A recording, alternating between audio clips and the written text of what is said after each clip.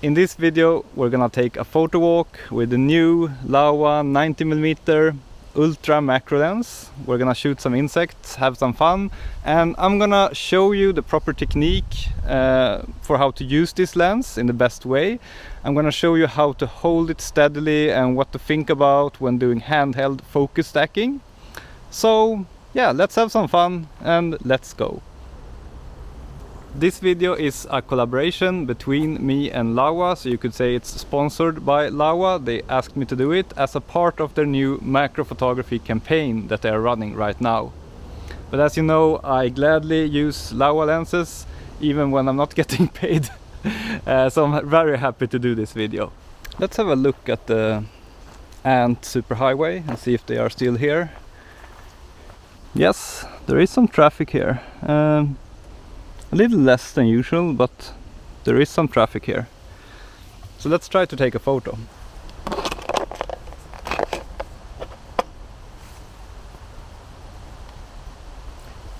So the first technique you need to learn is to always remember to turn your cap backwards so that it doesn't stick into the flash, and also so you look a little bit cooler.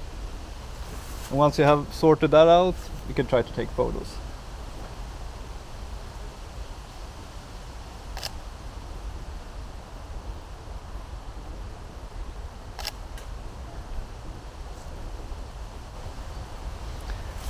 And the key to get stable results in macro photography and to do a composition in an easy way without too much shaking is to use your elbows.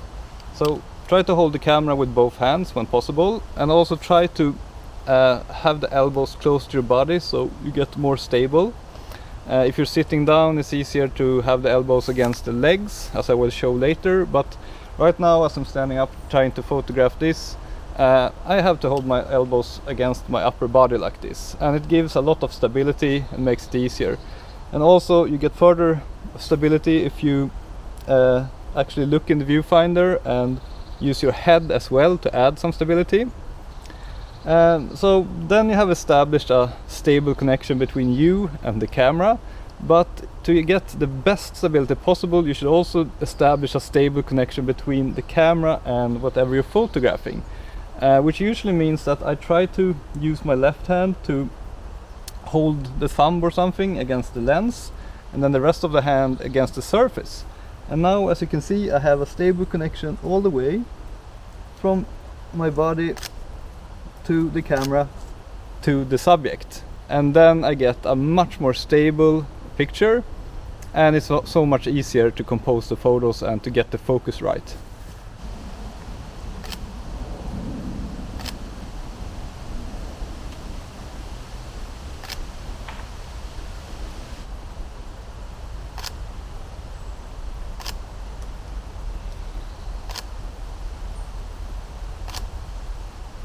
So I don't have the best diffuser today.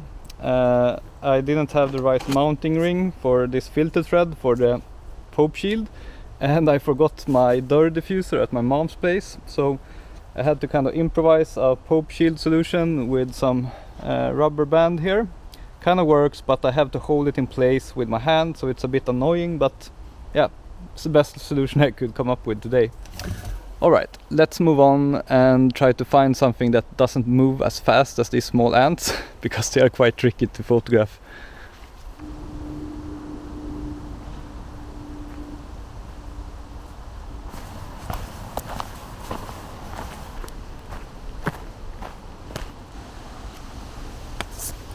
Oh my god, look at this big thing!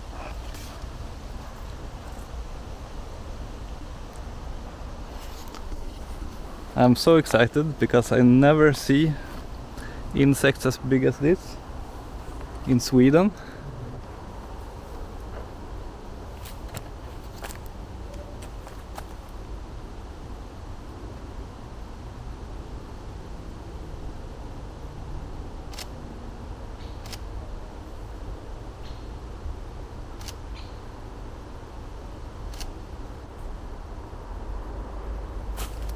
For this one we don't need that much magnification, it's so huge.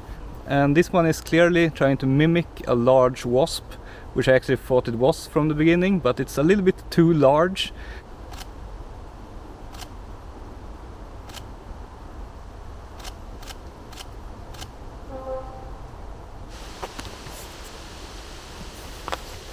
Okay, there he flew away. I think I annoyed him a bit too much, but he was very calm and quiet and peaceful, and I think I got maybe 1 or 2 good shots, hopefully. But I'm very excited about this. This is the first time since I started with macro photography that I have seen one of these and photographed it. I think it's something special with this summer. I see more species out, more different insects. I don't know why, but seems to be something with this particular year. And whenever you see me break my own rules about holding the elbows towards the body and stuff like that, it's because I'm trying to capture something where it is very hard to have the elbows against the body because I have to reach somewhat. And then I often break my own rules because it's more important to try to get some kind of shot than to not get anything, because you cannot follow the elbow to the body rule.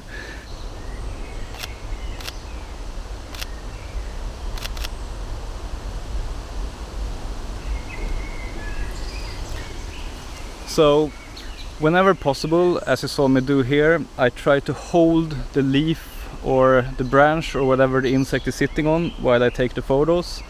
It gives me much better stability, and also it gives me the freedom to compose the photo exactly how I want it. I can just turn and twist the branch until the insect is in exactly the angle I want, and I can also adjust what's in the background. It's important to have a nice background whenever possible. So if I can see that, oh, over there's some good background light, then I just adjust the angle of the camera so that I get that in the background, and then I just twist the leaf or the branch that the insect is sitting on until it is in the right angle with the right background, and then I take the photos. And that makes it so much more convenient and easy to take nice photos.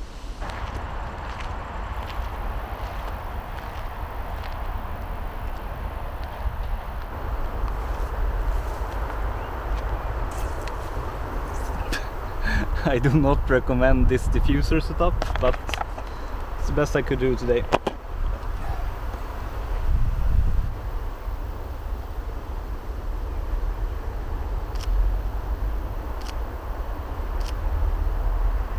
Beautiful white moth.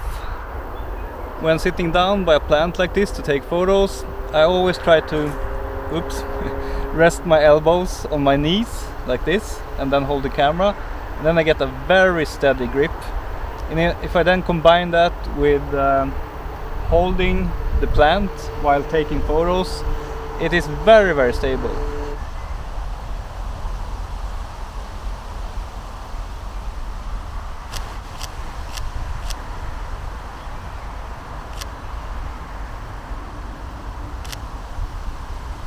Okay, so now I want to attempt to do a handheld focus stack. The reason we do focus stacking in macro photography, especially at high magnifications, is that the depth of field is very thin.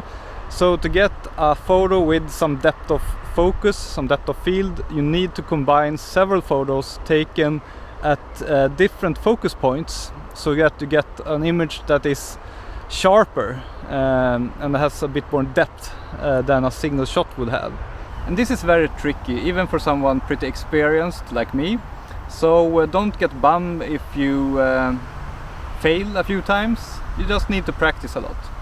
But what I try to do is I first of all try to find an insect that is pretty slow, or preferably sitting still.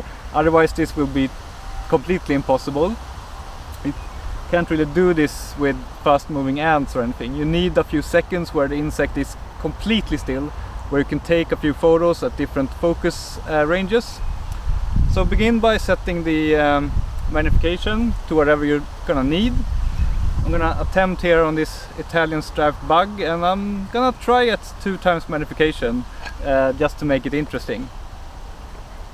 And then I have my elbow towards my knee to get stability, and I hold the plant that this insect is sitting on with the other hand and have both elbows on my knees and try to connect the lens with my other hand so that I get maximum stability, and then just slowly twist the lens towards the insect to get all the focus planes that I need to get a deep stack.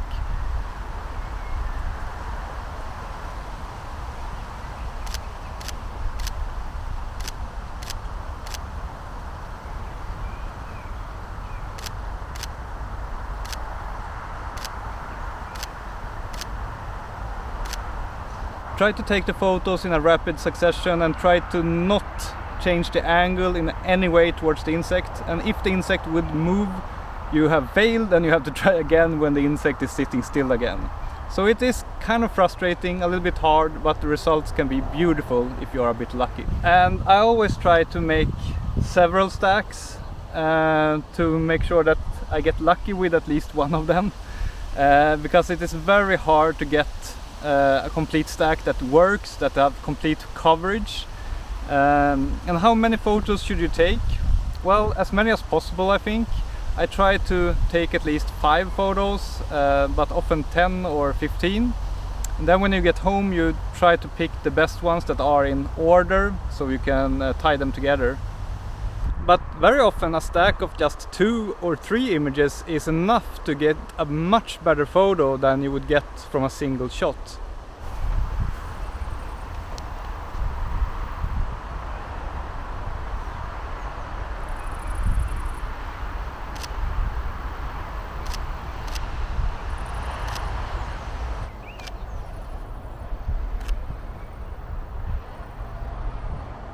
That's another way of getting stability.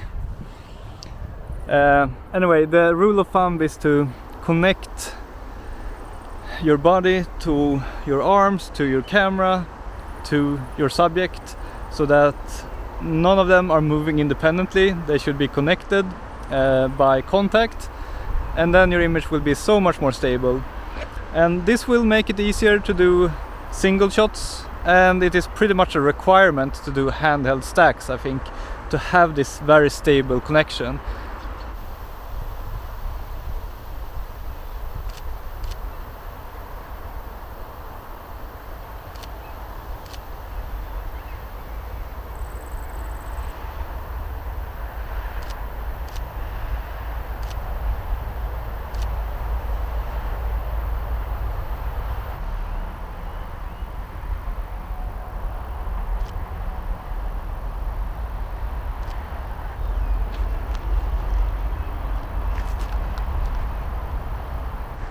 And you should not be afraid to crop in macro photography. I think most of my photos are at least a bit cropped. Sure, with the 2x magnification you get on the Laowa lenses, you don't need to crop that much, but it is usually needed still. So then you might ask, okay, if 2x magnification is not enough, why don't you use a 3 or 4x magnification lens instead? Well, the reason is diffraction. The closer you focus, the more magnification you have, the more diffraction softness you will have. That is just a law of physics. So I have found that the sweet spot for insect photography is around 2x magnification, because then you can get pretty okay depth of field and sharpness without too much diffraction. At higher magnifications, depth of field becomes extremely thin, so it is pretty much impossible to do handheld insect photography, and you also get lots of trouble with softness from diffraction. So you actually often get sharper results by shooting at 2x magnification and cropping in than you would have had at a small aperture at 3 or 4x magnification. So that is why I shoot mostly at 2x magnification, and that is why I love the Laowa macro lenses for insect photography. I think they are just perfect.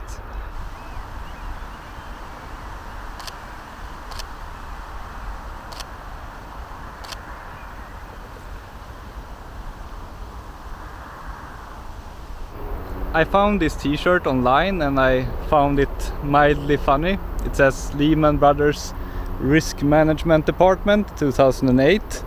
Unfortunately, The printing wasn't very professional, so as you can see the print is so wide, so it's pretty much impossible to read it, and also it's like super low resolution. So yeah, I'm kind of unhappy with the t-shirt, but still I feel like I have to wear it at least a few times because I bought it.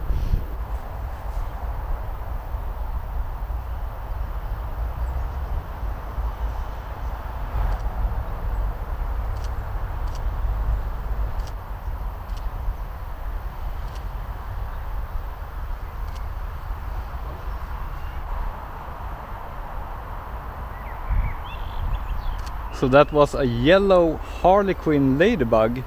I don't think I ever seen one before in yellow, and I think I managed to get at least one decent photo, so I'm very happy about that.